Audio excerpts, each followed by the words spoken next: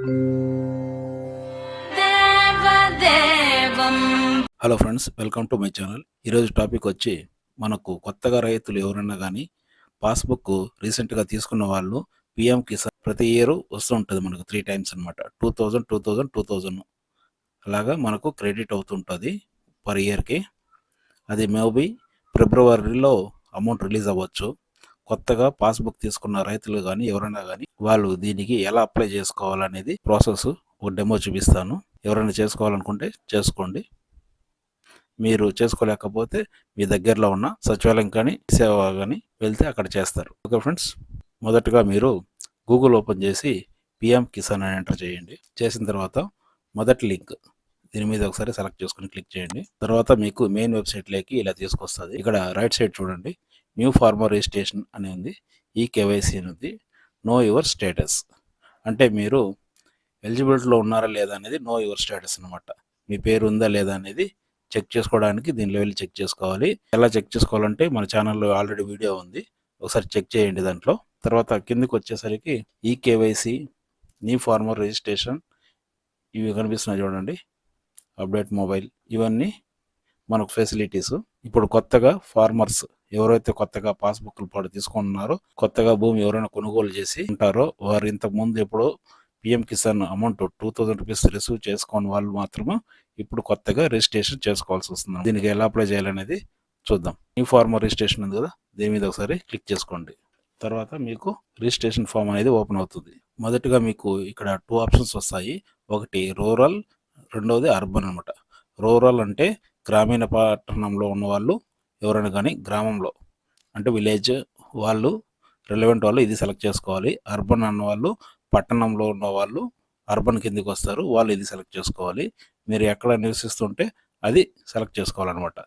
తర్వాత మీ Aadhaar number enter చేయండి. తర్వాత మీ మొబైల్ నెంబర్ ఎంటర్ చేయండి. తర్వాత మీ స్టేట్ సెలెక్ట్ చేసుకోండి. తర్వాత ఇక్కడ క్యాప్చా కనపడుతుంది కదా, ఈ క్యాప్చా ఎంటర్ చేసి గెట్ ఓటీపీ. ఈ ఓటీపీ అనేది మీ ఆధార్ కార్డుకి ఏదైతే రిజిస్టర్ అయ్యే మొబైల్ నెంబర్ ఉందో ఆ నెంబర్కి ఓటీపీ అనేది వస్తుంది అనమాట. తర్వాత మీకు ఓటీపీ అనేది వస్తుంది. ఓటీపీ ఇక్కడ ఎంటర్ చేసిన తర్వాత మళ్ళీ ఇంకొకసారి ఈ క్యాప్చా ఇక్కడ ఎంటర్ చేయాల్సి వస్తుంది. క్యాప్చా ఎంటర్ చేసి సబ్మిట్ అని సెలెక్ట్ చేయండి. అదైన తర్వాత ఆధార్ లింక్ ఏదైతే మొబైల్ నెంబర్ ఉందో దానికి ఓటీపీ వెళ్తుంది, అది కూడా ఇక్కడ ఎంటర్ చేయాలి. అంటే 3 టైమ్స్ అనమాట మనం ఓటీపీ అనేది ఎంటర్ చేయాలి. మీ ఆధార్ ఓటీపీతో వెరిఫై అయిన తర్వాత మీ టోటల్ డీటెయిల్స్ అనేది ఆధార్ కార్డు ప్రకారం ఇక్కడ కనిపిస్తాయి. మీ ఆధార్ కార్డులో ఏదైతే డేటా ఉందో ఆ డేటా అనేది ఇక్కడ కనిపిస్తుంది అనమాట. మీరు ఏ స్టేట్, తర్వాత పక్కన మీ డిస్టిక్, సబ్ డిస్టిక్ ఇవన్నీ మీరు సెలెక్ట్ చేసుకోవాలన్నమాట. సబ్ డిస్టిక్ అంటే ఏం లేదండి, మీ గ్రామము సంబంధించిన మండలం అనమాట. తర్వాత బ్లాక్ అంటే కూడా మీ మండలమే. విలేజ్ అన్నది మీ ఊరు అనమాట. అవి మాత్రం సెలెక్ట్ చేసుకోండి. తర్వాత మీ పేరు వస్తుంది, జెండర్, మీరు ఏ కేటగిరీ, ఓసీ, బీసీ, ఎస్సీ ఉంటాయి కదా, దాంట్లో మీరు ఏ కేటగిరీ అనేది సెలెక్ట్ చేసుకోండి. తర్వాత ఫార్మర్ టైపు, స్మాలా అంటే సన్నకారు రైతు, ఇవి ఉంటాయి కదా 2, దాంట్లో మీరు 1 to 2 హెక్టారా అనేది సెలెక్ట్ చేసుకోవాలి. మీరు స్మాల్ అని సెలెక్ట్ చేసుకోండి. స్మాల్ అంటేనే అమౌంట్ అనేది వస్తుంది, స్మాల్ సెలెక్ట్ చేసుకోండి. తర్వాత మీ ఆధార్ నెంబరు, మొబైల్ నెంబరు ఇవి ఆటోమేటిక్గా అవి వచ్చేస్తాయి అన్నమాట. తర్వాత మీకు ల్యాండ్ రిజిస్ట్రేషన్ ఐడి ఏదైనా ఉంటే ఎంటర్ చేయండి, లేదంటే అవసరం లేదు. రేషన్ కార్డు ఏదైనా ఉంటే ఎంటర్ చేయండి, లేదంటే అవసరం లేదు. మీకు ఇక్కడ రెడ్ కలర్తో ఉంటుంది మాత్రం కంపల్సరీగా ఎంటర్ చేయాలి. ఇక్కడ యాక్సెప్టెన్స్ ఫర్ పిఎం కిసాన్ అని ఉంది కదా, దాంట్లో మాత్రం ఎస్ అని సెలెక్ట్ చేయండి. ఇక్కడ ఓనర్షిప్ అనేది కనిపిస్తుంది చూడండి, దీంట్లో మీరు మీ డేటా అనేది ఎంటర్ చేయాలన్నమాట. మీ సర్వే నెంబరు, ఖాతా నెంబరు, ల్యాండ్ ఎంత ఉంది, కింద యాడ్ అని కనిపిస్తుంది చూడండి, దీని ఒకసారి క్లిక్ చేయండి. దీంట్లో మొదటగా మీరు మీ పాస్బుక్లో ఉంటుంది ఖాతా నెంబరు, తర్వాత మీ సర్వే నెంబర్ సంబంధించిన ల్యాండ్ ఎక్స్టెన్షన్ అనమాట, అది సెలెక్ట్ చేసుకోవాలి. తర్వాత ల్యాండ్ ట్రాన్స్ఫర్ స్టేటస్ అంటే మీరు ఈ ల్యాండ్ అనేది 2019 ముందు కొన్నారా, తర్వాత కొన్నారా, రెండిట్లో ఏదైతే అది సెలెక్ట్ చేసుకోవాలి. తర్వాత ల్యాండ్ ట్రాన్స్ఫర్, ఇది మీకు ఎలా వచ్చింది, గిఫ్టెడ్ అంటే దానం కింద వచ్చిందా, లేదంటే దానికి సంబంధించిన ఎవరైనా చనిపోతే వచ్చిందా, మీకు ఆ ల్యాండ్ ఎలా వచ్చింది అనేది ఇక్కడ సెలెక్ట్ చేసుకోవాలి. ల్యాండ్ డేట్ అనేది కనిపిస్తుంది చూడండి, మీ పాస్బుక్లో ఆ డేట్ అనేది ఉంటుంది అనమాట. మీకు ఎప్పుడు అలాట్ అయింది ఏంటంటే డేట్ అనేది ఉంటుంది కంపల్సరీగా. మీ సర్వే నెంబరు దాని పక్కనే ఉంటుంది, అది మీరు ఇక్కడ ఎంటర్ చేయాలి. తర్వాత మీకు పట్టా నెంబరు, పాస్బుక్లో ఉంటుంది.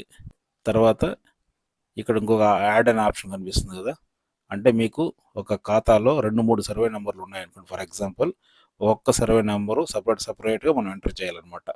ఒక సర్వే నెంబర్లో మనకు 10 ఎక్స్టెన్షన్ అట్లా ఉంటే సపరేట్గా ఒక 3-4 సర్వే నెంబర్లకి 20 అంకణాలు 30 అంకణాలు అలా ఉంటుంది కదా, అది మీరు 4 ఉన్నాయంటే 4 టైమ్స్ యాడ్ చేసుకోవాలి.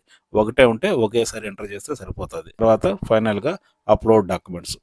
ఇక్కడ ఏ డాక్యుమెంట్ అప్లోడ్ చేయాలంటే మీ పాస్బుక్ ఉంది కదా, దాన్ని మీ ఫోటో ఉన్న ఫస్ట్ పేజీ, సెకండ్ మీ ఖాతా నెంబరు, ల్యాండ్ ఎక్స్టెన్షను, ఆ డేటా ఉంటుంది సెకండ్ పేజీ, అవి 2 స్కాన్ చేసి పీడిఎఫ్లో పెట్టుకోండి. 200 KB కన్నా తక్కువ ఉండేవాళ్ళుగా చూసుకోండి. అది ఇక్కడ అప్లోడ్ చేయాలి. అప్లోడ్ చేసి సేవ్ అని సెలెక్ట్ చేస్తే మీకు అక్నాలెడ్జ్మెంట్ అనేది ఒకటి వస్తుంది. మీకు అప్రాక్సిమేట్లీ 10 డేస్లో ఇది అప్రూవల్ అనేదానికి టైం పట్టచ్చు అప్రాక్సిమేట్లీ. దాని తర్వాత మీరు ఒకసారి స్టేటస్ చెక్ చేసుకోండి, ఆ నెంబర్ నోట్ చేసుకొని. మీకు అంత ఓకే అయిపోయిన తర్వాత మీకు ఆటోమేటిక్గా ఆ లిస్ట్లో మీ పేరు చేరిపోతుంది అనమాట. మీకు ఇంకో డౌట్ రావచ్చు, బ్యాంక్ డీటెయిల్స్ అవన్నీ ఎలాగనేసి. మీకు ఆల్రెడీ ఏదైతే ఇంతకుముందు ఎన్పిసిఐ లింక్ ఏ బ్యాంకుకి అయితే ఉందో ఆ అకౌంట్కే అమౌంట్ అనేది ట్రాన్స్ఫర్ అవుతుందన్నమాట. వీటిలో మీరు వేరే ఏది అప్లోడ్ చేయకండి, ఓన్లీ పాస్బుక్ మాత్రమే అప్లోడ్ చేయండి. Okay friends, thank you for watching the video.